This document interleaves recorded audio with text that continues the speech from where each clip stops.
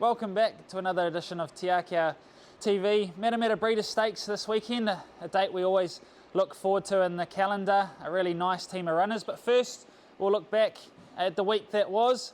We started off a really successful week down there at Riccarton with a couple of nice winners. Perlino, great to see her have her first win in her racing career, and geez, she couldn't have been more impressive. She's always a filly that we've liked, but has taken a little bit of time and still does it a lot wrong, but put away a good field down there at Riccarton over the mile and sets herself up for some nice stakes assignments going forward. And Insatiable, he's always been a talented galloper who's been a little bit enigmatic at times and probably not the most genuine on occasions, but it's always had the ability there, and he put away a good solid open class field there.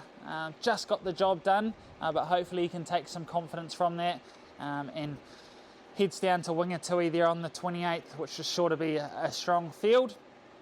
We then shifted to Turanikau, Arctic Jewel, another galloper who we thought would have cleared maidens before last week, but a really good patient ride by Hayley over the 1,000 metres. They went hard up front and she was able to collar them late and was quite soft to the line and pricked the ears and won really nicely. And then Tauranga Uptown, a nice Saberbill filly who's just taken a little bit of time. Certainly defied the pattern of the day and got back after being slowly away, but attacked this line strongly late just to get up on the line, but confident she can go on with it now. And a really nice filly who's only going to get better with time. On to the Legends Day there at Te Rapa, and Egyptian Queen. Fantastic to see this mare back in the winner's circle after a long time out. She's had multiple setbacks throughout her career and hasn't had a lot of luck. Thankful the owners have been very patient with her, and her latest stint was she nearly lost an eye and nearly had to be retired from racing. So to see her back in the winner's circle was a massive thrill, and a mare that's been up to Stakes Company throughout her career, and hoping we can get her back to there over the autumn. So a good week in the stable for the team, and now looking forward to the new week. We kick off there at Matamata with a really nice runner in Bolly Bow. It's going to be an interesting weekend in terms of the weather.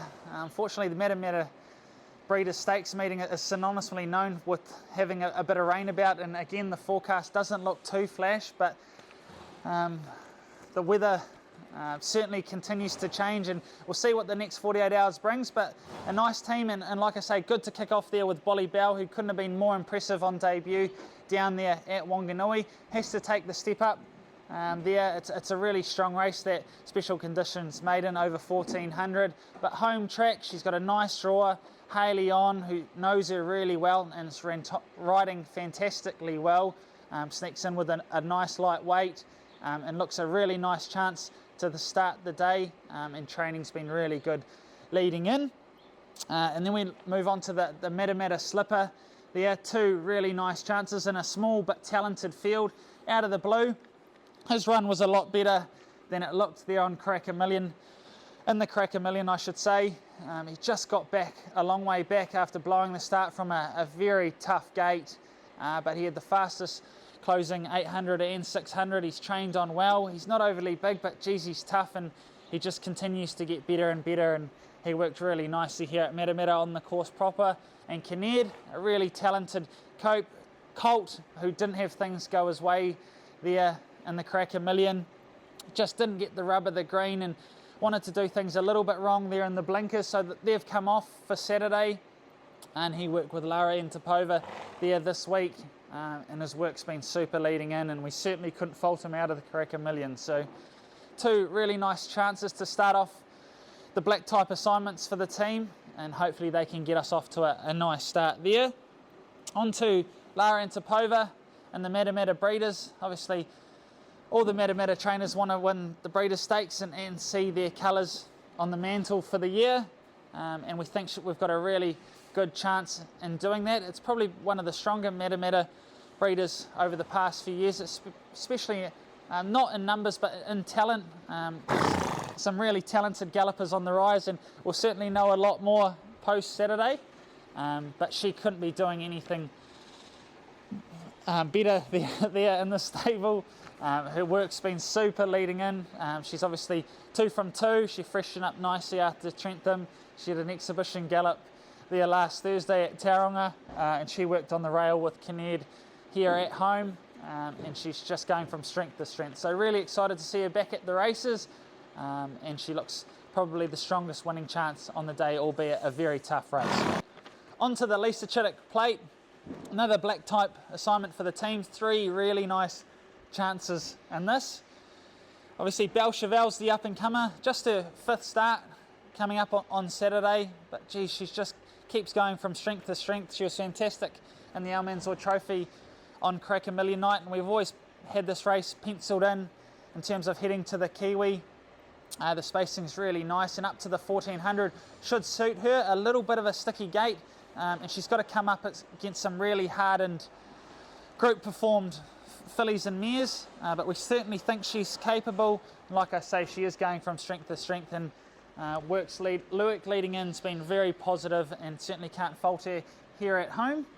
Captured by Love, obviously a Group 1 winner, had a bit of a freshen up following the disappointment there at Te Rapa. Can't fault her leading in. She's had a couple of exhibition gallops to prepare, and really like her back on her home track with Opie aboard and a nice gate. And my lips are sealed. She went an absolute cracker in this race last year, had the best closing sectionals in behind Legato, and typically she does find form this time of year.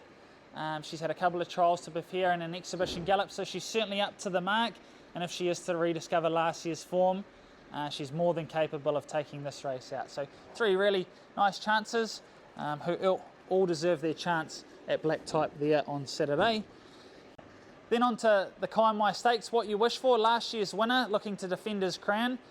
A little bit of a sticky gate, but geez, he's in fantastic form. He's run 2 absolutely bottlers there last time out in the Taupo Cup, and then in the listed 1500 there at Ellerslie, a distance well short of his best. Showed a lot of cheek.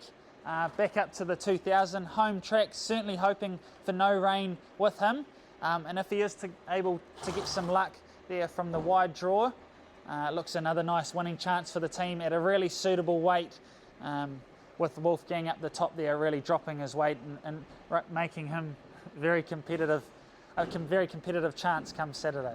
On to the last race of the day. Another three really nice chances, headed by this girl, Xantabulous. She's coming off a last start win where she was really impressive and tough, rain affected going. Just had a little bit of a foot problem and a bit of a setback post that, so she's a bit of time between runs, but she's had a jump out here at home. Opie jumps aboard from a nice gate, and any rain wouldn't worry her, and she's in really good form, and really looking forward to getting her back to the races. Savoir Faire, he was really good first up there at Australia, just peaked on his run that last little bit, but a very talented galloper. Haley aboard, 2 kilos off, so he gets into the race nicely, and Altari just had no luck in the Savoir Faire race there last time out. Got caught from a wide gate, unfortunately another wide gate, but if he is to get luck from that gate, 2 starts back he was a really good winner, and he's a horse that's always been talented and capable of his day, and he does have rain affected form heading in. So 3 really nice chances to round out the day, but a really strong team for Matamata, and certainly excited for Saturday there. Then just the one runner on Sunday, excited to see Brazen Affair resume. It's been a long time coming. Unfortunately, every time we've gone to run her, we've run into wet tracks or wide barriers, etc. So she heads down to Waipukurau on Sunday there. Will be all the better for the resuming run, but she heads in very bright and well. Work's been good there Tuesday morning on the course proper, and excited to see her resume as we head into the autumn with her. Obviously a lot of her forms on the synthetic tracks, which she really excels in, but think she's more than capable of running a cheeky race there on Sunday. Now for the best bet of the weekend, Obviously hard to go past Larian Topova. She's couldn't have been more impressive in her 2 starts to date. And for the $1 each way punters, really like out of the blue to run a cheeky race there in the Matamata Slipper, and What You Wish For in the Kaimai Stakes. I think he's in fantastic form.